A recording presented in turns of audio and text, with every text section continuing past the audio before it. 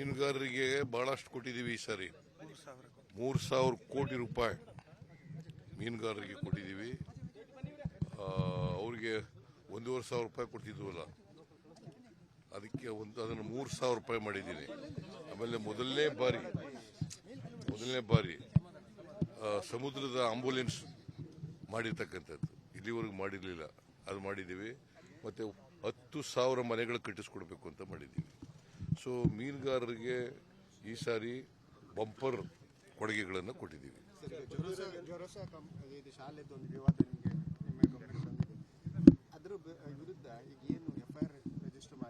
Enquiry ಮಾಡ್ತೇವೆ. ಈಗ ಹೋರಾಟ ಮಾಡೋದಕ್ಕೆ ನಮ್ದೇನು ತಕರಾರಿಲ್ಲ. ಪ್ರಜಾಪ್ರಭುತ್ವದಲ್ಲಿ ಹೋರಾಟ ಮಾಡಲಿಕ್ಕೆ ನಮ್ದೇನು ತಕರಾರಿಲ್ಲ. FIR ಆಗಿದೆ, ಅದು FIR ಅಲ್ಲಿ ಇನ್ವೆಸ್ಟಿಗೇಷನ್ ಮಾಡಲಿ, ಏನು ರಿಪೋರ್ಟ್ ಬರ್ತದೆ ಅಂತ ನೋಡೋಣ. ಕಮಲ್ನಾಥ್ ಅವರು ಬಿಜೆಪಿ ಸೇರ್ತಾ ಇದ್ದಾರೆ, ಯಾರು? ಈಗ ಅವರು ವೈಯಕ್ತಿಕ ಕಾರಣಗಳಿರಬೇಕು ಏನೋ ಗೊತ್ತಿಲ್ಲ ನನಗೆ. ಯಾಕಂದರೆ BJPಯವರು ಆಪರೇಷನ್ ಕಮಲ ಮಾಡೋದ್ರಲ್ಲಿ ನಿಶ್ಚೀಮರು. ಆಪರೇಷನ್ ಕಮಲ ಉಟ್ಕೊಂಡದೇ BJPಯಿಂದ. ಈಗ ನಮ್ಮ MLAಗಳಿಗೆ 50 ಕೋಟಿ ಕೊಡ್ತೀವಿ ಅಂತ ಹೇಳಿದ್ದಾರೆ. BJPಗೆ ರಾಜೀನಾಮೆ ಕೊಟ್ಬಿಟ್ಟು BJP ಟಿಕೆಟ್ ಮೇಲೆ ಪುನಃ ಗೆದ್ದರೆ 50 ಕೋಟಿ. ಆಪರೇಷನ್ ಕಮಲ ಮಾಡಿದವರು ಯಾರು? 2008-09ರಲ್ಲಿ ಆಪರೇಷನ್ ಕಮಲ ಅಂತ ಪ್ರಚಾರಕ್ಕೆ ಬಂದದ್ದು ಯಾವಾಗ? ಯಡಿಯೂರಪ್ಪ ಮುಖ್ಯಮಂತ್ರಿ ಆಗಿರುವಾಗ. ಅದು ಇಡೀ ದೇಶದಲ್ಲಿ ನಡೀತಾ ಇದೆ. ಈಗ ಅದು ಒಂದು ದುಡ್ಡು ಕೊಟ್ಟು ಕೊಂಡ್ಕೊಳ್ಳೋದು. ಒಂದು ವೇಳೆ ಬಗ್ಗದೆ ಹೋದರೆ ED ಮೂಲಕ, ಇನ್ಕಮ್ ಟ್ಯಾಕ್ಸ್ ಮೂಲಕ ಎದುರಿಸೋದು.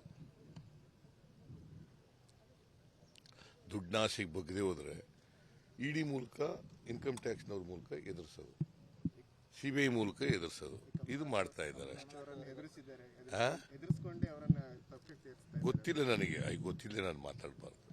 ಬಟ್ ಇದನ್ನ ಮಾಡ್ತಾ ಇದ್ದಾರೆ. ಸರ್, ನಿಮ್ಮ ವಿರುದ್ಧ ಇವತ್ತು ಕಪ್ಪು ಬಾವುಟ ಪ್ರದರ್ಶನ ಮಾಡಿದ್ರು, ಎಲ್ಲಿ?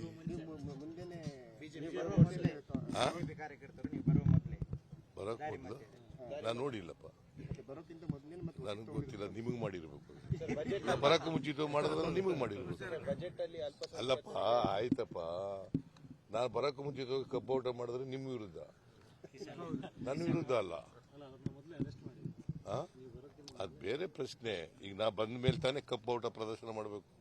ನಾ ಬರಕ್ಕೆ ಮುಂಚಿತ ಮಾಡಿದ್ರೆ ಬೇರೆಯವ್ರ ವಿರುದ್ಧ ಮಾಡಿರ್ಬೇಕು. ಸರ್, ಅವರ ಆಕ್ರೋಶ ಇರೋದು ಬಜೆಟ್ ಅಲ್ಲಿ ಅಲ್ಪಸಂಖ್ಯಾತರಿಗೆ ಹೆಚ್ಚಿನ ಮೊತ್ತವನ್ನು ಇಟ್ಟಿದ್ದಾರೆ ಅಂತ ಹೇಳಿ. ಏನು ಅಲ್ಪಸಂಖ್ಯಾತರಿಗೆ? ಬಜೆಟ್ ಗಾತ್ರ ಗೊತ್ತಾ ನಿಂಗೆ? ಎಷ್ಟು ಬಜೆಟ್ ಗಾತ್ರ ಗೊತ್ತೇನ್ರಿ? ಗೊತ್ತಿಲ್ಲ. ಸುಮ್ಮನೆ ನೀವು ಅವ್ರು ಹೇಳಿದ್ರೆ ಸತ್ಯ ಅಂದ್ಕೊಬಿಟ್ರೆ 3,71,383 ಕೋಟಿ ಬಜೆಟ್ ಗಾತ್ರ.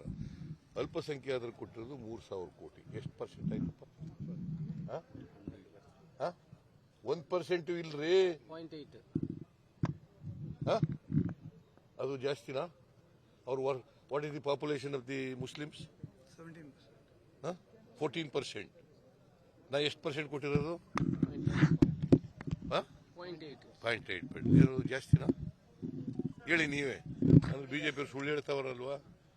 ಅವರಿಗೆ ಮುಸಲ್ಮಾನ್ ಕಂಡ್ರಾಗಲ್ಲ, ಕ್ರಿಶ್ಚಿಯನ್ ಕಂಡ್ರಾಗಲ್ಲ, ಬೌದ್ಧರು ಕಂಡ್ರಾಗಲ್ಲ. ಅದಕ್ಕೆ ಹಿಂಗೆ ಹೇಳ್ತಾ ಇದ್ದಾರೆ, ಪ್ರಚಾರಕ್ಕೋಸ್ಕರ ಹೇಳ್ತಾ ಇದ್ದಾರೆ, ರಾಜಕೀಯವಾಗಿ ಹೇಳ್ತಾ ಇರ್ತಕ್ಕಂಥ. ಆಮೇಲೆ ಮಾತಾಡೋದು ಹೆಂಗೆ?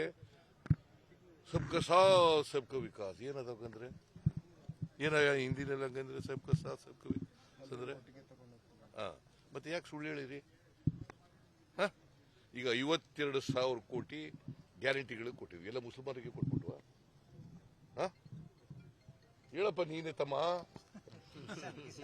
ಸುಮ್ಮನೆ ಅವ್ರು ಹೇಳ್ದ ಕೇಳ್ಕೊಂಡು ಹೇಳ.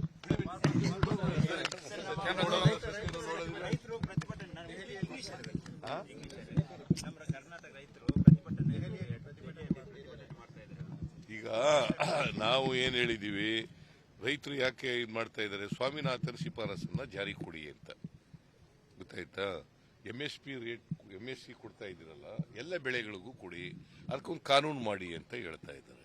What is wrong in that? ಮಾಡಿಕೊಡಿ. ನೀವು ಹೇಳಿದಿರಲ್ಲ ಸ್ವಾಮಿನಾಥನ್ ಶಿಫಾರಸುಗಳೆಲ್ಲ ಜಾರಿ ಕೊಡ್ತೀವಿ ಅಂತ ಹೇಳಿದಿರಲ್ಲ, ಮಾಡಿ. ಹಾಗಾದ್ರೆ ಸ್ವಾಮಿನಾಥನ್ ಶಿಫಾರಸು ಏನು?